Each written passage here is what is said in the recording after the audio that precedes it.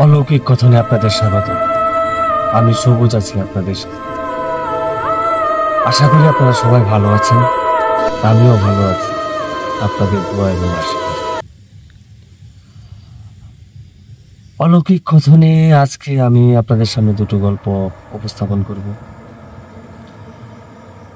আমি দুটো গল্পের নাম আলাদা আলাদা দিয়েছি। একটি গল্পের নাম রহস্যে ঘেরা পাকা ঘর এবং দ্বিতীয় গল্পটি হচ্ছে অচেনা স্টেশন।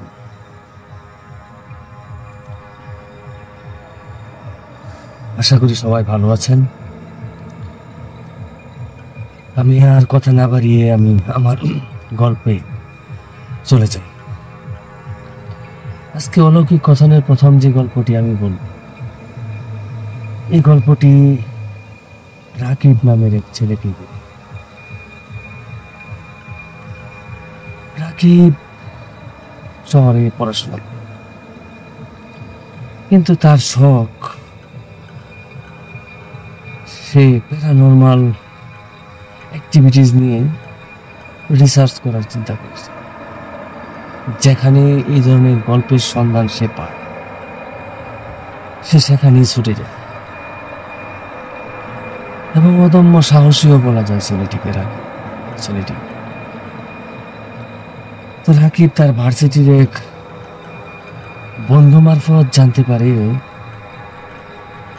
চাঁদপুরের এক প্রত্যন্ত গ্রাম, ওই গ্রামে খুব অদ্ভুত সব ঘটনাগুলো, এবং এই ঘটনাগুলো অমাবস্যার রাতেই নাকি প্রতিনিয়ত ঘটে এবং রাত 12টা বাজার পর থেকে এরকম ওই গ্রামে অমাবস্যার রাতে ঘটে। তো রাকিব এই ঘটনা তার বন্ধু মারফত শোনার পর সে চিন্তা করে এসে চাঁদপুরের ওই গ্রামে। রাকিব তার বন্ধুকে সব খুলে বলে যে সে সিদ্ধান্ত নিয়েছে চাঁদপুরের গ্রামে সে যাবে। রাকিবের বন্ধু সে কোনোভাবেই ওই গ্রামে যেতে রাজি হয় না রাকিবের সাথে। ইভেন তার বন্ধু রাকিবকে বারবার নিষেধ করতেছিল যেন ওখানে না যায়, কিন্তু রাকিব নিচ্ছে নাসরবাদ, সে যাবে এবং সে এই অ্যাক্টিভিটিস গুলো তার ক্যামেরা বন্দি করার চেষ্টা করে। এটা হচ্ছে তার শখ।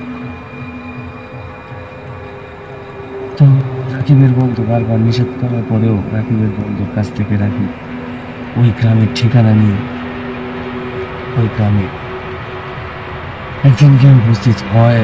যেদিন অমাবস্যা ছিল, সে দিনের বেলায় এই গ্রামে গিয়ে উপস্থিত হয়। ওখানে গিয়ে গ্রামের মানুষজনের সাথে ওই বাড়িটা সম্পর্কে কথাবার্তা বলে যে ওখানে বাড়িটা কোন দিকে বা কোথায় অবস্থিত। এই বাড়িটা ছিল ওই গ্রামের একবারে শেষ প্রান্তে।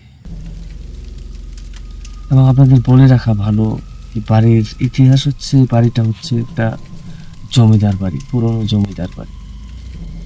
এবং এই বাড়ির জমিদার ছিল ওই এলাকার জমিদার প্রতাপ নারায়ণ। জমিদার প্রতাপ নারায়ণ লোকমুখে শোনা যায় উনি সপরিবারে অগ্নিদগ্ধ হয়ে মারা যায়। এটা হচ্ছে লোকমুখে শোনা। তার একটা ছোট্ট মেয়ে ছিল, তারা যখন মারা যায় তার মেয়েটাও নাকি ওই অগ্নিকাণ্ডে মারা যায়। তারপর থেকে প্রতি অমাবস্যার রাতে ওই বাড়ির ভিতরে রাত 12টার পরে অদ্ভুত সব আওয়াজ ভেসে আসে গ্রামের দিকে এবং অদ্ভুত সব ঘটনাবলী ওখানে ঘটে। ইভেন ওই বাড়িতে এমনও হয়েছে, ওই গ্রামের মানুষজনের মুখে শোনা যায় অনেকের মৃত্যু হয়েছে ওই বাড়িতে অমাবস্যা যাওয়ার কারণে। তো গ্রামের সবাই নিষেধ করেছিল যে বাবা তুমি শহর থেকে আসছো, বাড়ির সম্পর্কে শুনছ, এখন তুমি শহরে ফিরে যাও। রাতটা এই গ্রামে থাকার কোনো দরকার নেই আজকে তোমার। আজকের অমাবস্যার রাতটা গ্রামের সবাই খুব ভয়ে কাটবে, এবং গ্রামের সবাই সন্ধ্যা হওয়ার পরেই যে যার মতো যার যার ঘুরে চলে যাবে। তো রাকিব কারো কথা শুনে না। রাকিব ঢাকা থেকে আসার সময় সে তার সাথে একটা ক্যামেরা, একটা ভালো পাওয়ারের টর্চ লাইট সে সাথে করে নিয়ে এসেছিল। সে গ্রামের কারো কথা না শুনেই 8টা সাড়ে 8টা নাগাদ এসে ওই বাড়িতে গিয়ে উপস্থিত হয়। সে বাড়িটাকে ঘুরে ঘুরে দেখতেছিল আর ক্যামেরায় ভিডিও করতেছিল। বাড়িটা সে আস্তে আস্তে আস্তে আস্তে দোতলায় চলে যায়। তো সে ওখানে সময় কাটাতে থাকে। তখন রাত প্রায় 11:55 মতো বাজে। হাঁটতে হাঁটতে ও দোতলার একটা রুমে সে প্রবেশ করে। প্রবেশ করার পর হয়তো 12টার দিকে হঠাৎ দরজাটা আপনা আপনি বন্ধ হয়ে যায়। রুমের জানালার মধ্যে বিকট 2টা শব্দ হয়, যা রাকিব আশা করে। জানালায় বিকট শব্দ হওয়ার পর রাকিব তার টর্চ লাইটটা জানালার দিকে ধরে।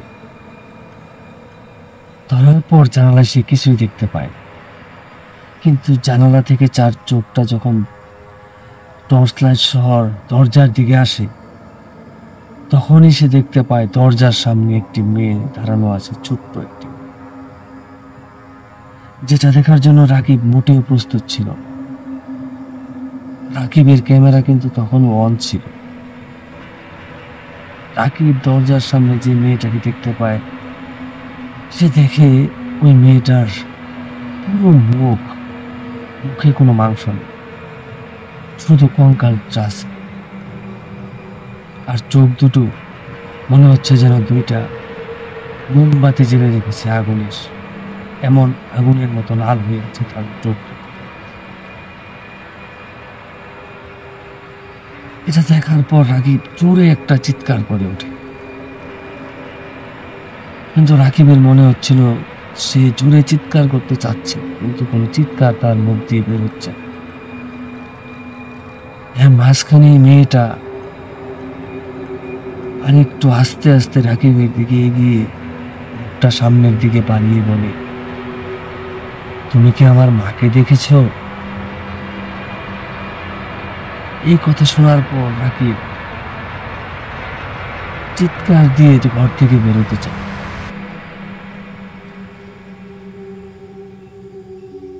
তখন রাকিব আর কিছু বলতে পারে না, রাকিবের আর কোনো কিছু মনে নেই।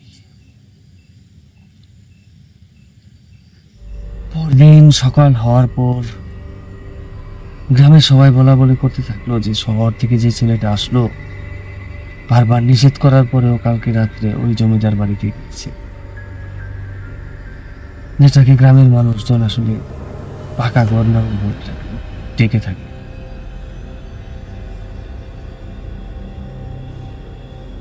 তো ওই ছেলেটা কি আদৌ ওই বাড়িতেই আছে না কি হয়েছে কেউ তো কিছু জানে।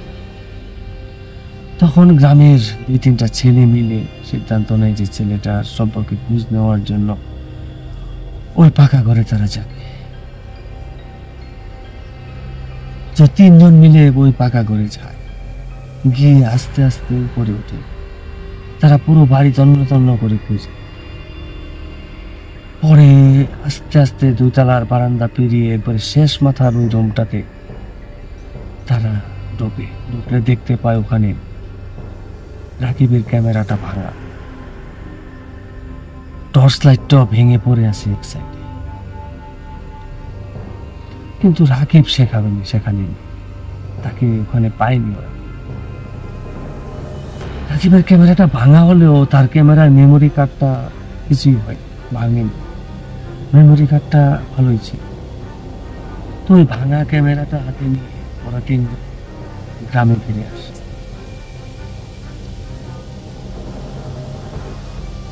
গ্রামে ফিরে এসে তারা ওই ক্যামেরার মেমোরি কার্ডটা একটা মোবাইলে ইনসার্ট করে গতকাল রাতের ক্যামেরায় রেকর্ড হওয়া ভিডিওটা তারা অন। আমি যে প্রথমে আপনাদেরকে টাইমটা বলেছিলাম 11:55 ওই রুমটাতে রাখি ঢুকে 12:15 নাগাদ তার সাথে এই ঘটনাগুলো এই ক্যামেরায় রেকর্ড হওয়ার কারণে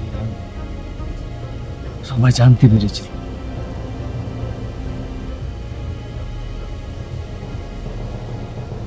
তো তখন দেখা যায়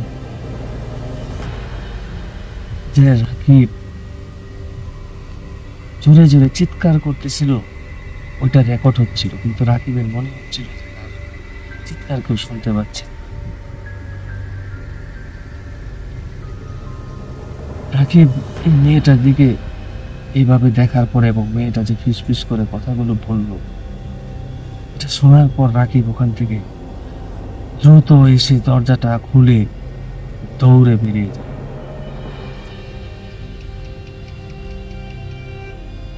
গ্রামের সবাই ভেবেছিল রাকিব হয়তো ওই রাতে মারা গিয়েছে, কিন্তু না, রাকিব ওই রাতে মারা যায়। সে মারা যেতে পারত। রাকিব ওখান থেকে সোজা দৌড়ে গ্রাম পার হয়ে একবারে বাস স্ট্যান্ডে চলে আসে এবং শেষ রাতে সে একটা ট্রাকে করে ঢাকায় ফিরে আসে। সে ঢাকায় ফিরে এসে তার ভার্সিটির হলে উঠে তার রুমে গিয়ে সে চুপচাপ প্রায় 1 সপ্তাহ এরকম ভাবে বসেছিল। সে কারোর সাথে কোনো কথা বলতো না। তার বন্ধুরা কেউ ডাকলে ফেল ফেল করে তাকিয়ে থাকে। চাঁদপুর গ্রামের এই অলৌকিক রহস্যেরা যে পাকা ঘরের বর্ণনা আপনাদেরকে দিলাম, এই বর্ণনাটা রাকিবের কাছে তার যে বন্ধু বলেছিল, সেই বন্ধু তখন তাদের ভার্সিটির মসজিদের ইমাম সাহেবকে ডেকে এনে রাকিবকে দেখায় এবং ইমাম সাহেব রাকিবকে প্রায় 1 সপ্তাহ সময় লাগে রাকিবকে সুস্থ করে তুলতে। রাকিব সুস্থ হওয়ার পরে সে বলে যে সে কিভাবে ওখান থেকে ঢাকায় ফিরে আসে এবং তার বন্ধুর কাছে সে ক্ষমা চায় যে সে কোনোদিন আর এরকম কাজে যাবে না, সাহসিকতা দেবে। তো চাঁদপুর গ্রামের গল্পটা এই পর্যন্তই ছিল। আশা করি আপনাদের ভালো লেগেছে। যদি আপনাদের ভালো লাগে, আমি আরো এরকম গল্প, ভয়ঙ্কর ভয়ঙ্কর আরো গল্প আপনাদের সামনে আমি অবশ্যই উপস্থাপন করব।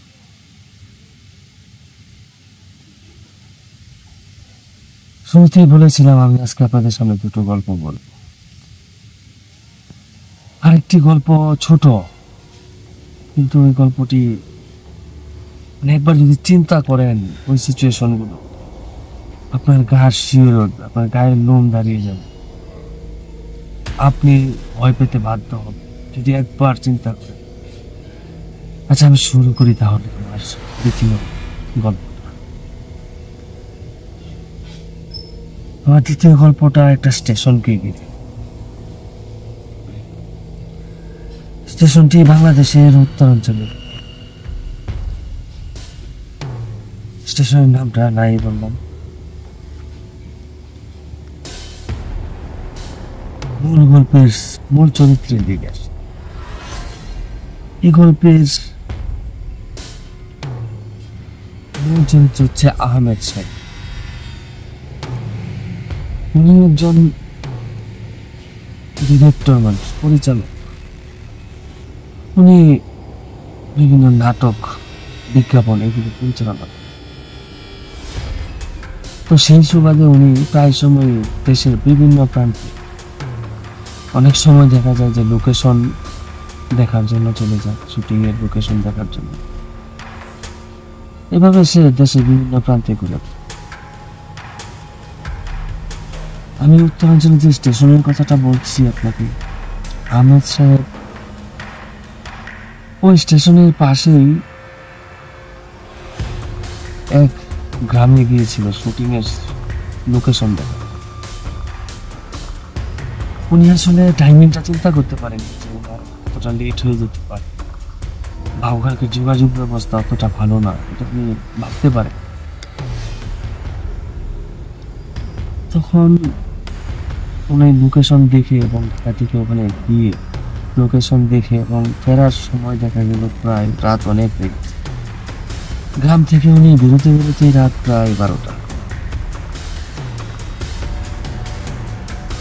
তো আস্তে আস্তে উনি সবার কাছ থেকে, গ্রামের সবার কাছ থেকে জেনে ওনার একমাত্র এখন ঢাকায় আসার হচ্ছে সকালের দিকে একটা ট্রেন আসে, ওই ট্রেন ছাড়া তার কোনো ট্রেন,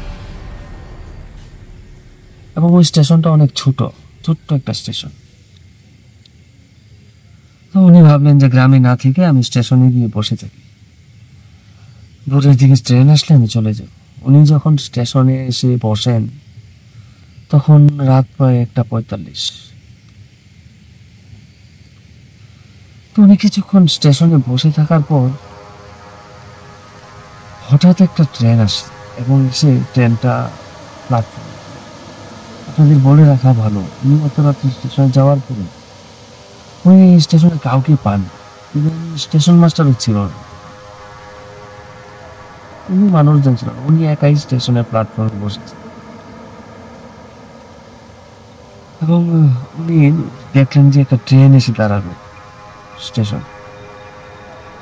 তো উনি ভাবলেন যে হয়তো ট্রেন আজকে একটু, এখানে যেহেতু ছোট্ট স্টেশন এবং প্রায় এক প্রান্তে, এখান থেকে হয়তো এইভাবেই ট্রেনটা হয়তো একটু আগে চলে আসতে পারে।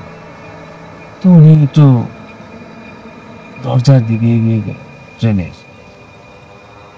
তো অবাক করা বিষয়, উনি যখন দরজার দিকে যাবেন, উঠে দাঁড়ালেন, তখন দেখলেন যে এই ট্রেনের যে কতগুলো কামরা ছিল, প্রত্যেকটা কামরার দরজা অটোমেটিক্যালি খুলে গেল এবং তুমি হাঁটতে হাঁটতে দরজার দিকে গেল। উনি খুব করে খেয়াল করলেন যে ট্রেনের যে কটি কামরা ছিল, একটা কামরাতে উনি প্রথম থেকে আস্তে আস্তে সামনের দিকে গেলেন। উনি দেখতে চাচ্ছেন আসলে একটা কামরাতে কোনো মানুষ নেই, কোনো প্যাসেঞ্জার নেই। এটা ওনাকে কিছুটা অবাক করলো, পাশাপাশি উনি কিছুটা ভয় পেলেন। তারপরে উনি স্টেশনের একবারে পিছনের কামরা পর্যন্ত হাঁটতে হাঁটতে পিছনের কামরা গিয়েও দেখলেন যে আসলে সিটে কেউ বসা নেই। তো উনি ভাবলেন যাই হোক, এখানে যখন আসছি আর সামনের দিকে একটু যাবো।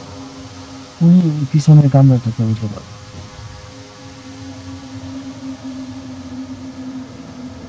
উঠে উনি যে একটা সিটের মধ্যে বসে, উনি বসার সাথে সাথে ট্রেনটা চলতে শুরু। উনি একবার বাইরে জানালার দিকে তাকান।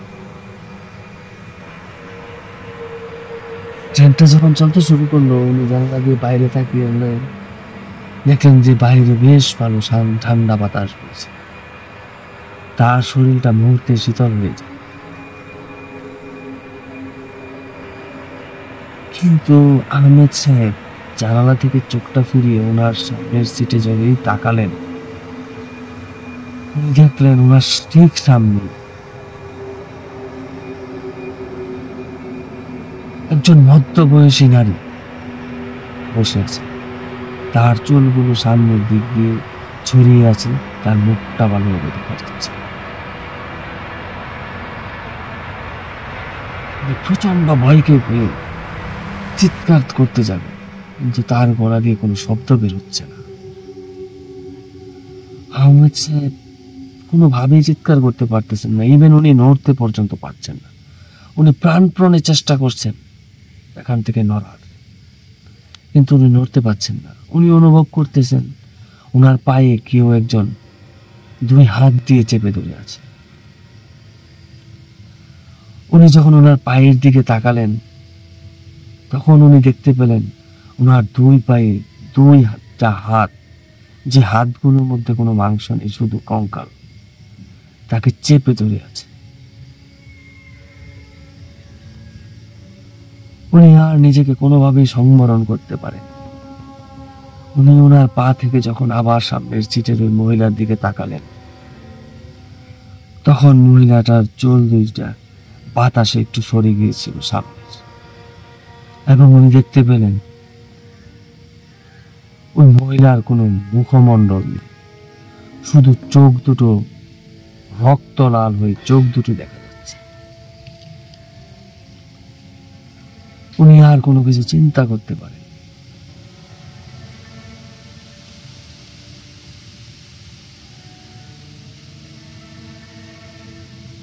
তখনই উনি অজ্ঞান হয়ে পড়ে যান। কিন্তু ঘটনা ওখানে শেষ হয়। সবচেয়ে আশ্চর্য ঘটনা হচ্ছে,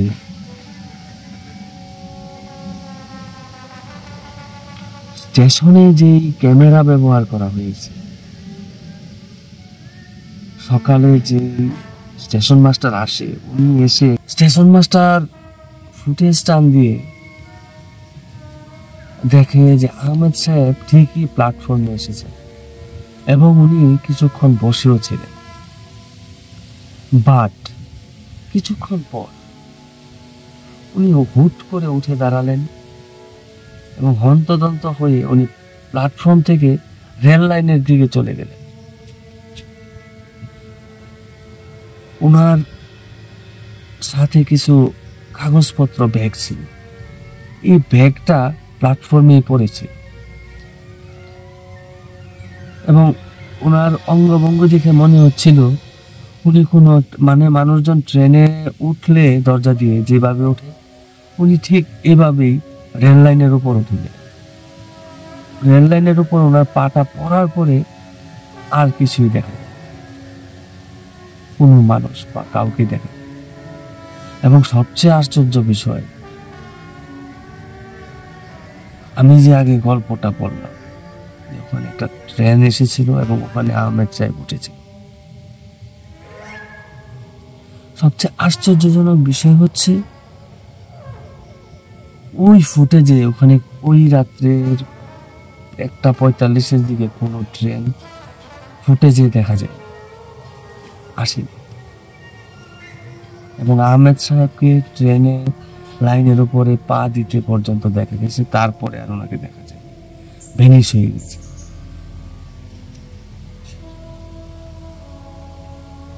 ওই দিন দুপুরের পরে স্টেশন মাস্টারের কাছে একটা নিউজ আসে, ওই স্টেশনের পরে আরেকটা স্টেশন আছে ঢাকার দিকে আসতে, ওই দুই স্টেশনের মাঝামাঝি একটা অদ্ভুত জায়গা আছে, যেখানে একটা ছোট্ট ব্রিজ আছে এবং ব্রিজের দুই পাশেই কিছু তাল গাছ রেল লাইনের পাশে এবং একটা বড় তুলা গাছও আছে। ওই ভুতুরে জায়গাটাতে, যেখানে প্রায় সময় মানুষের সাথে অনাকাঙ্ক্ষিত অনেক ঘটনা নাকি ঘটে, ওখানে আহমেদ সাহেবের লাশ পাওয়া গিয়েছে।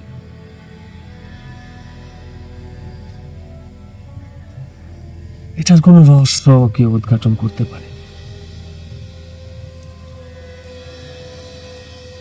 তো আমার আজকের গল্প দুটো আপনাদের কেমন লেগেছে? যদি ভালো লাগে অবশ্যই কমেন্টস করে জানাবেন। আর আমি আশা করব আপনাদের যদি সত্যিকারের আপনাদের সাথে কারোর সাথে যদি কোনো অলৌকিক কিছু ঘটে থাকে, আপনারা আপনাদের এক্সপিরিয়েন্সটা আমার সাথে শেয়ার করতে পারেন। আমি আমার ডেসক্রিপশন বক্সে আমার ইমেল অ্যাড্রেস আমি দিয়ে রাখব, কিংবা আমার ইমেল অ্যাড্রেসে আপনারা ভয়েস আকারে গুগল ড্রাইভের মাধ্যমে আমাকে ইমেল করতে পারেন। তো অলৌকিক কথনে আজকে এখানেই সমাপ্ত। সবাই ভালো থাকবেন, সুস্থ থাকবেন। Good bye.